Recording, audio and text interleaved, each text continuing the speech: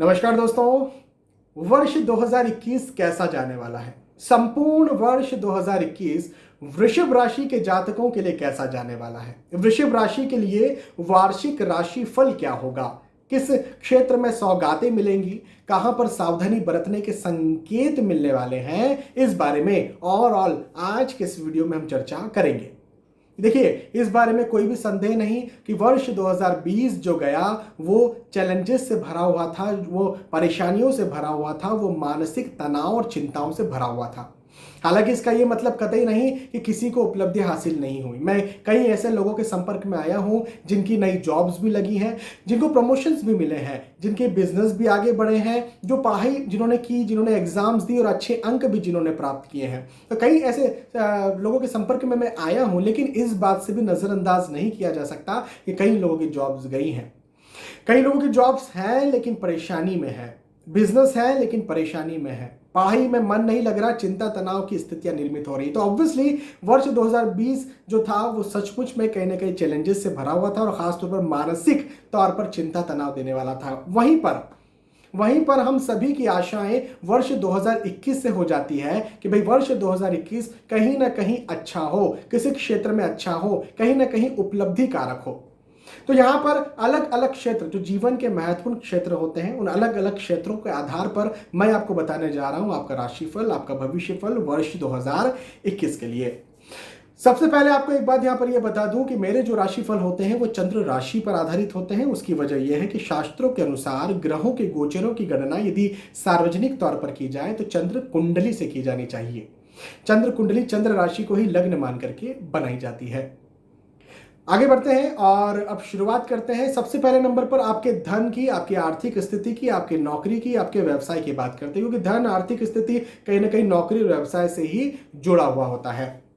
तो यदि हम व्यवसाय की खासतौर पर बात करें तो भाई ये वक्त, ये जो समय है, स्पेशली यदि आप व्यवसाय करते हैं तो खासी उपलब्धियां दिलवाने के लिए आया हुआ है।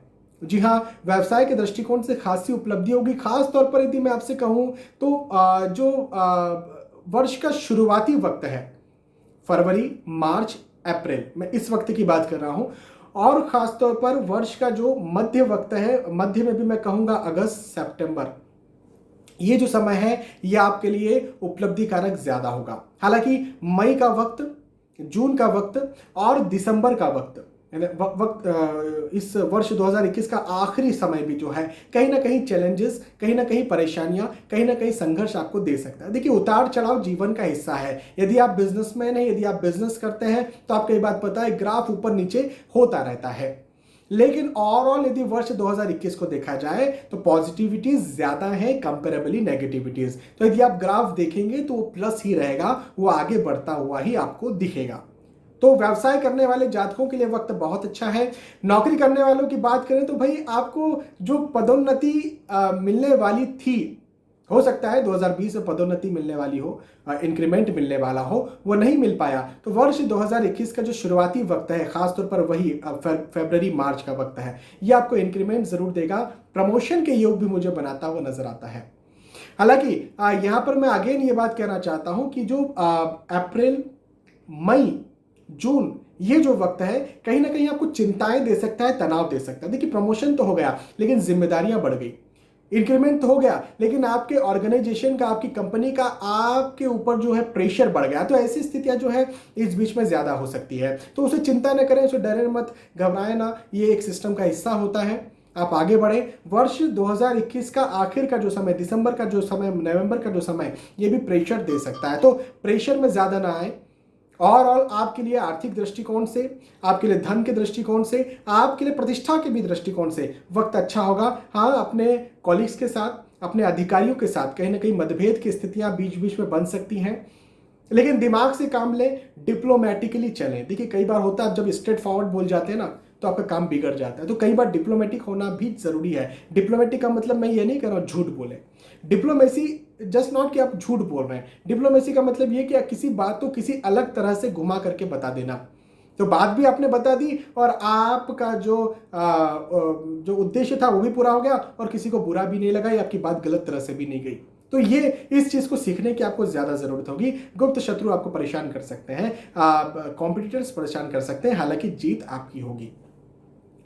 तो धन संपत्ति आर्थिक स्थिति मजबूत रहेगी, बढ़ती हुई रहेगी। आर्थिक स्थिति मुझे बहुत अच्छी वर्ष 2021 में बनती हुई नजर आ रही है कंपेरेबली 2020 की बात करें तो।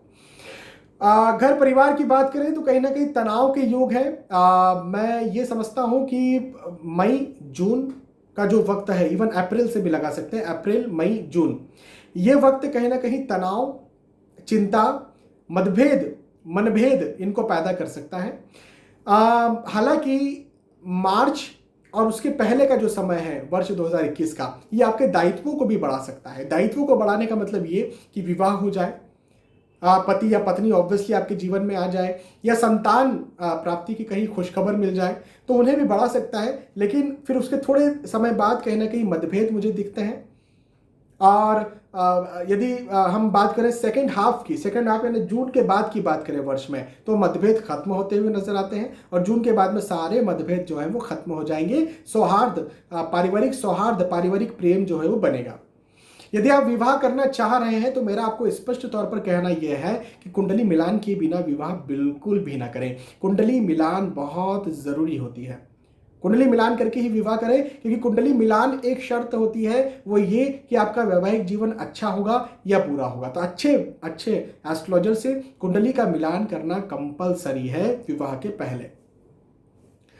घर परिवार के बाद यदि बात करते हैं आपके स्वास्थ्य की, तो भाई आपके स्वास्थ्य का ध्यान रखना पड़ेगा, खासतौर पर यदि आपको लंबी बीमारियां हैं, जैसे डायबिटीज है, थायराइड है, हाइपरटेंशन है, ब्लड प्रेशर है, जो लंबी बीमारियां होती हैं, ऐसी बीमारी में आपको परेशानी हो सकती है। और मैं वही वक्त बता रहा हूं आपको, अप्रैल मई जून, ये जो गर्मियों का समय है, भारत के अनुसार बात करते हैं तो अप्रैल मई जून जो गर्मियों का वक्त है, ये आपको अपने शारीरिक स्वास्थ्य में परेशानी कहीं ना कहीं दे सकता है। उसके अलावा सेकेंड हाफ पर चलते हैं, यानी जून के बाद की बात करते हैं वर्ष में, तो आपका स्वास्थ्य जो है वो अच्छा रहेगा।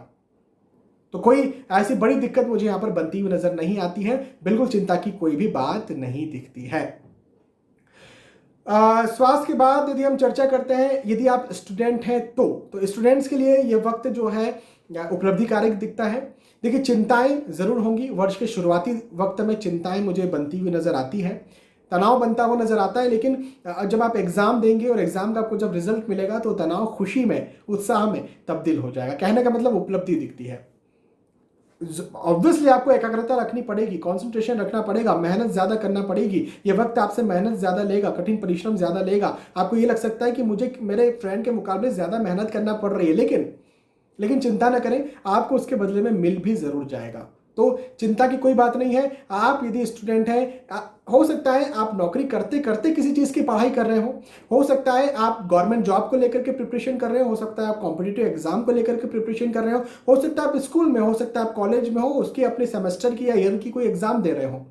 जो भी आप दे रहे हो, मुझे आपकी यहाँ पर उन्नति दिखती है, सफलता दिखती है। केवल इतनी सी बात कि मेहनत ज़्यादा करें और सफल बने, इतनी सी बात, एकाग्रता रखें, कॉन्सेंट्रेशन रखें, इतनी सी बात। केवल आप एकाग्रता, कंसंट्रेशन रखेंगे, मेहनत ज्यादा करेंगे, तो आपकी सफलता मुझे दिखती है। कई बार ये होता है कि हम मेहनत करते हैं तो भी हमें सफलता नहीं मिलती। कई लोगों के साथ ऐसा होता है। जरूरी नहीं कि आप मेहनत ही कर रहे हैं और आपको सफलता मिल जाती है। कई मेहनत नहीं करते, उनको भी सफलता मिल जाती है। कई लोग मेहनत करते हैं, उन्हें भी सफलता नहीं मिलती।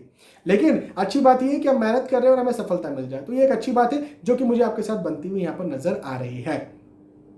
तो वक्त आपके लिए अच्छा है। तो यहाँ पर हमने चर्चा की आपकी। देखिए, मैं हमेशा जीवन में एक बात कहता हूँ, जीवन में 3 चीज़ें सबसे ज़्यादा महत्वपूर्ण होती हैं। इन 3 चीज़ों को बहुत महत्वपूर्ण मानता हूँ। सबसे पहले नंबर पर आपका होता है स्वास्थ्य।